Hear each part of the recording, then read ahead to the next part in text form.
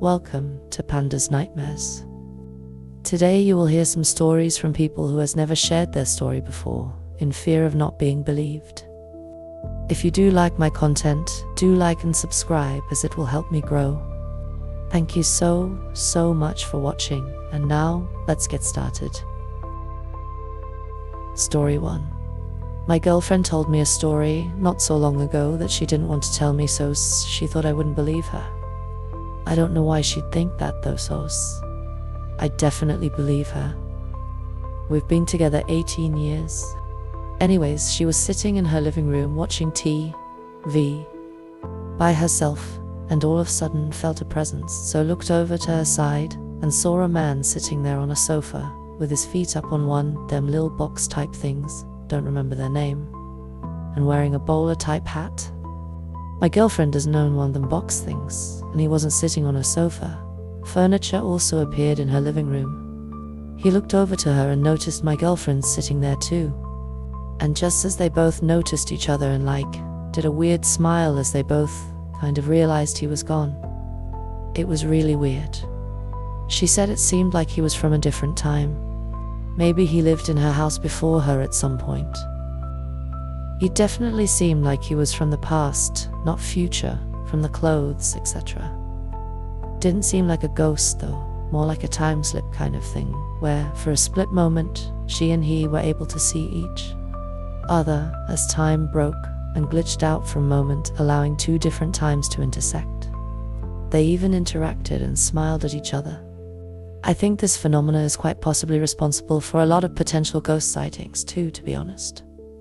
We're not seeing ghosts or being haunted, but seeing a crack in time or ripple, where for a brief moment another time or reality leaks through into this one. But who knows? All I know is she wouldn't lie and ain't the sort of person to just trip and see random shit like that. Also, they both saw each other. He noticed her too, and they both smiled at each other before both realizing, oh, shit, this ain't right, and you shouldn't be here. Then he vanished. To him, my girlfriend probably vanished, and was the one that appeared out of nowhere, like a ghost, and was the one who was out of place. But to my girlfriend, it was him who was the intruding entity or ghost. But she said it wasn't scary or anything, just super weird, like what the fuck just happened. Crazy shit, but her house is kind of weird and has some weird energy or vibes going on in it. I've said this for a long time to her, as weird shit happens a lot there.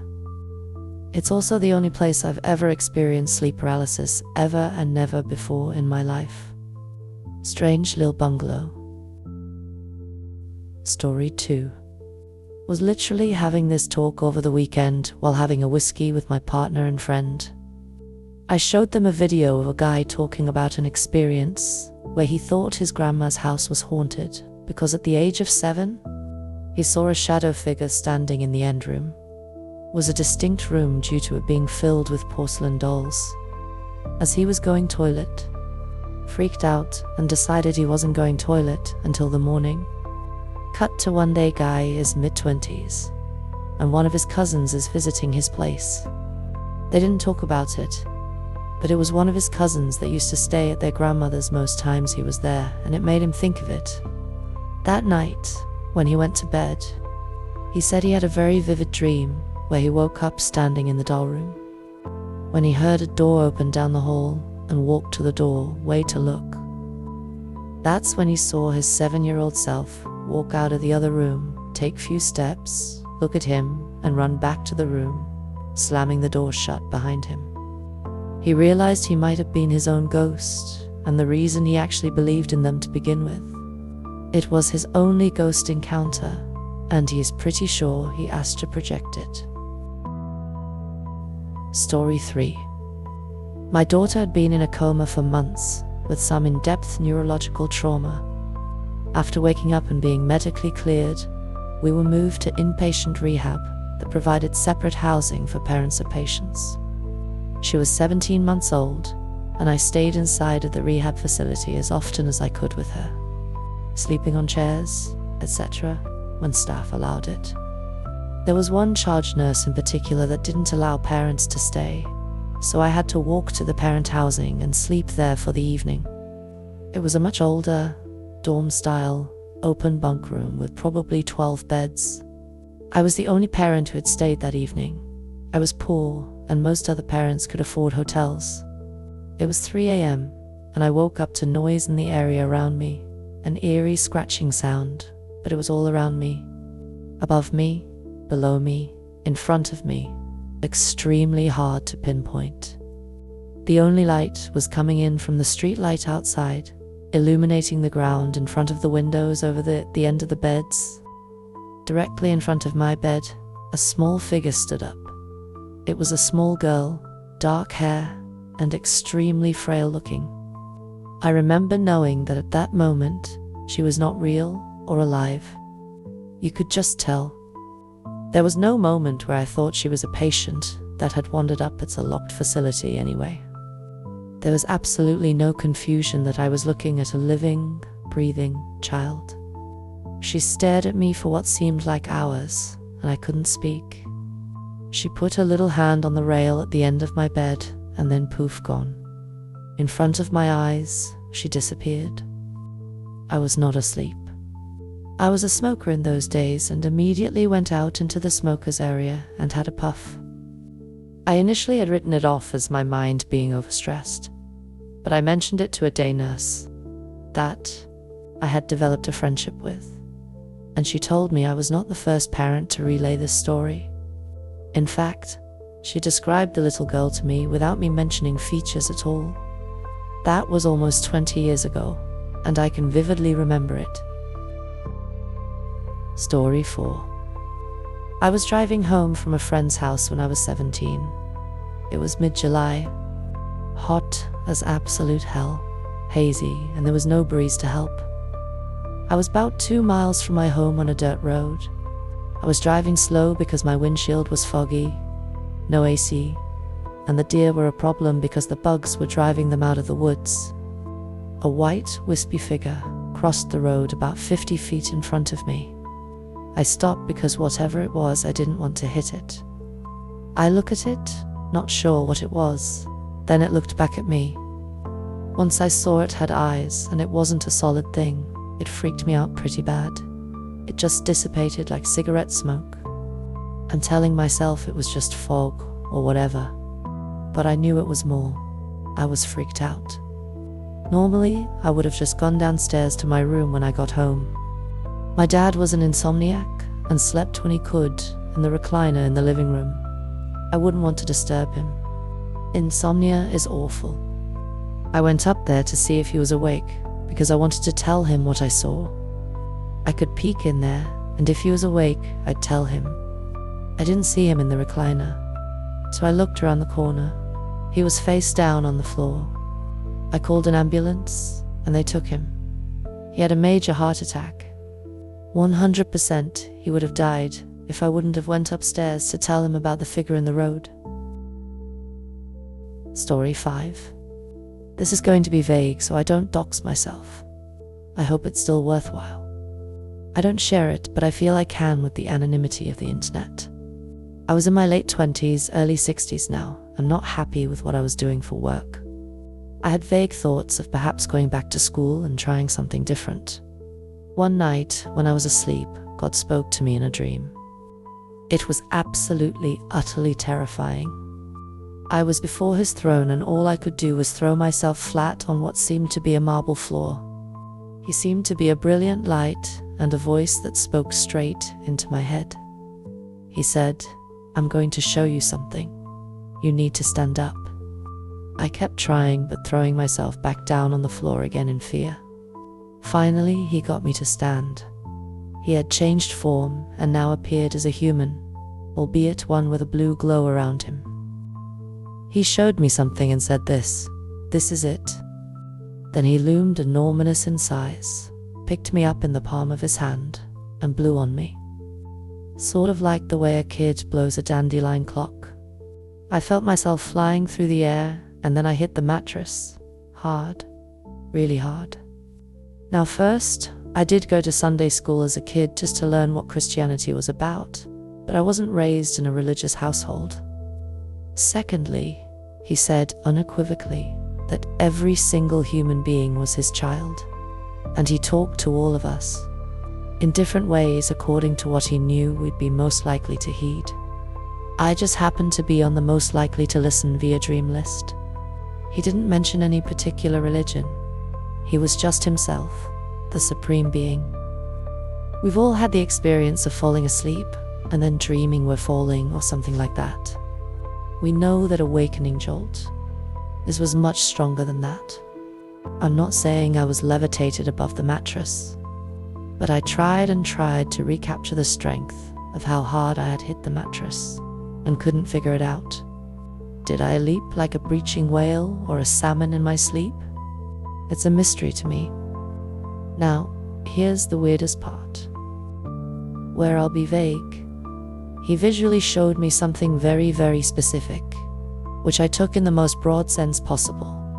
I did go back to school. This is about a job, but let's say, just for the purpose of illustration, I had been thinking of moving, and he had taken me to whatever sign must be at the front of the Des Moines City Hall, and I took it as, he's telling me to move to Iowa.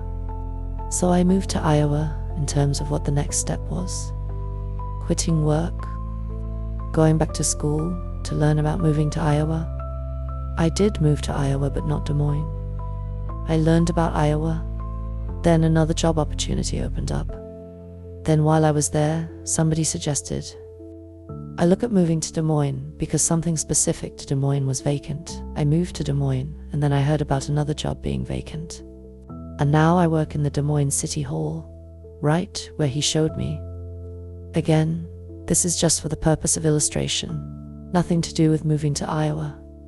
But the job I do now is rare and specific, pretty much translatable to exactly what he showed me visually. It was a shock to realize I had followed instructions so closely. I had no idea jobs like this existed. Probably anybody reading this has no idea either. It's very broadly to do with the environment, so I figure at least in what I do for work, I am helping him in the way he wants. Story 6. I've had a few strange experiences. Hard to pick which one to write about, but I'll go with one that happened to me as a child. When I was around 8 years old, I went on a weekend camping trip with a big group of people, mostly boys around my age and their dads. I woke up in the middle of the night because I had to pee, so I crawled out of the tent without waking anyone. Our tents were in a big clearing, so I walked over to the tree line to find a spot, but that's when I noticed something weird. All of a sudden, the forest went quiet. I remember noticing specifically that I couldn't even hear the leaves crunching underneath my feet anymore, even though I could feel them as I walked. A moment later, I walked up on some sort of spirit that looked like a man in robes standing on top of a stump. He had a glowing light around him, and his facial features were blurred like there was a haze around his face. I wasn't scared at all, and we talked and stayed there together for a while. When I finally walked out of the tree line back to camp, one of the chaperones immediately ran up to me, saying they had been looking for me and asking where I had been for so long. I told him I had to use the bathroom and met an angel in the woods. He just kind of dismissed it and sent me back to my tent. I wished so badly that I could remember what we talked about, but I have no idea. All I remember is meeting him. As a kid, I didn't think twice about it and continued my camping trip like nothing even happened. It wasn't until I was older, looking back on the experience, that I realized how strange it was. Has anyone else ever had something happen to them like this? Story 7. I get Matrix-level déjà vu that always leads to good luck. My first one was when I was 11. There was a raffle for the brand new limited edition American Girl doll, and I wanted this doll more than life itself at the time. While the raffle winners were being announced, I was scanning the crowd and saw a woman walk by behind a group of people and trip a little. A little bit later, still scanning the crowd and clapping for the winners, I saw the same woman walking by the same exact spot. She tripped. I saw this and mentally noted the weariness. The doll was up next, and as I wrote off the experience, my name was called. I won the doll. Next was at 20. I was walking around my campus, down on my luck, looking for a person to bum a cig off of. There was a blue sports car that revved its engine as it passed me.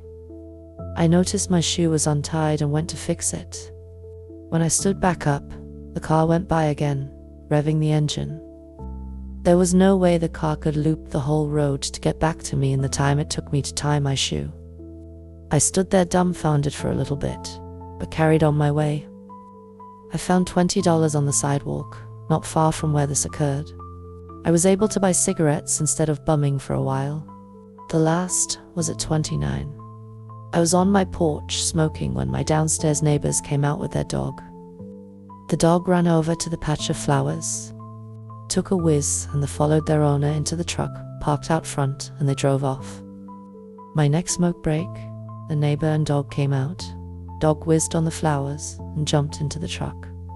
The truck was not theirs, but I'm assuming a friend was picking them up. The uncanny déjà vu came back, but my husband was calling, so I answered the phone. He told me a radio contest for $1,000 was going on and to listen so we could try to win. You can guess, I called the number and won the contest. It helped us get out of the debt we were in. Story 8. My grandma, my dad's mum, had passed away. My mum, I'll call her Dee, had come to visit me out of state. After visiting some of my dad's family a few years after my grandma's death. While she was there, weird stuff happened in my house. Very clear sounds of footsteps, but it was a freestanding single-unit house, so there wouldn't be any logical reason to hear footsteps. Things being knocked off the kitchen counter when no one was in the kitchen, no pets either. Things that would fall with a very loud clatter, but nothing that was glass or breakable, like something was trying to get our attention. One of my uncles, my dad's brother, came to visit while my mum was staying with me. We told him what had been going on. He said that a few weeks ago, weird stuff had started happening at his house. One of his co-workers was a self-proclaimed psychic and told him that his mum, my grandma, had been following him around because she just wanted to see his life for a little while and feel involved again. The stuff that was happening at his house really started to scare his wife. When my parents had been visiting them, he confessed that he'd told the ghost one night when it was being active at his house, "Hey Mom, you should leave with Dee and go spend time with them for a bit. She's going to see Raven soon, so that will give you the chance to check in on her, too." I told my uncle I wanted him to take her back with him when he left the next day. He invited her to go back with him, and nothing odd ever happened in my house after that. Years later, I crossed paths with a woman who claimed to be psychic. The only people who knew this story was my mum and my uncle. I had never met this woman before, ever, and was even living in a different state. So there was no way we had mutual family connections, that she would have recognized me from a picture or anything. She tells me, "Sweetie, you should know that what happened at your house a few years ago, that was just someone who really loved you, who wanted to spend time with you for a little bit and check in on you to see if you were okay. She didn't want to scare you, she just wanted you to realize she was there." I still get teary when I think about that. Story 9. My grandfather always used to point out the wonder of dragonflies to me when I was younger. Being an artist, he'd spend hours drawing detailed insects for educational books, which were published including beautiful hand-drawn dragonflies. Being one of my major caretakers as a child and a role model of a man, he passed late in his 90s. A few months after his passing, I sat in the backyard of his home, next to my childhood swing which he installed decades prior. Having gotten into spirituality and meditation a few years prior, I was meditating often the time, and felt the urge to sit in meditation. Prayer next to the swing in his honor, ... That's when a large dragonfly appeared, hovering within arm's reach beside me. I laughed to myself with a slight tear coming to my eye, feeling a strong reminder of his presence. To my astonishment, It continued to hover there, next to me, for what seemed to be over 2 full minutes. Maybe 1:30 in reality. I felt a deep calm and reassurance after this. Late that night, after a large gathering with friends, I lose control of my vehicle, driving into a steel pole 2 feet wide, crumpling my vehicle nearly in half. I came back to consciousness hours later in the hospital, with minor injuries given the severity of the crash, which would forever change the way I look at life and how I go about it. Living fuller and more intentional each day, spreading love where I can, believing in something beyond the self. I like to think the interaction was a reminder of my grandfather's energy and his overwhelming love. Service. Supporting me as if to say, I'm here with you, guiding me into the recovery and second chance at it all that was to come. I became much stronger through it all. Story 10. When I was 12 or 13, my friend's parents asked me if I could check in on their house from time to time while they were away on vacation. My friend had always told me the house was haunted, but I'd never experienced anything while being in the home. So, while bringing in their mail one day, I figured it was the perfect time to ask aloud, if there's a ghost in this house, give me a sign. I watched in shock as the chain hanging from the ceiling fan started to rise, as if somebody was pinching it on the end and moving it from side to side to make it dance around. The ceiling fan was not on. There was no breeze or drafts moving through the house, and even if there were, this was not the kind of movement that would result from air moving by. For the remainder of the time they were away, I would bolt into the house, throw the mail on the counter, do a brief visual inspection to ensure everything looked normal, and then get the heck out. And I never did ask for any more signs. I never told my friend or anyone in his family that story because I was certain they'd think I was lying or crazy.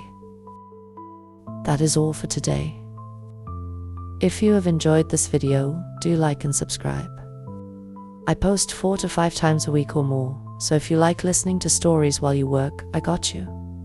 Hope you have an absolutely amazing. You can check my other videos on screen,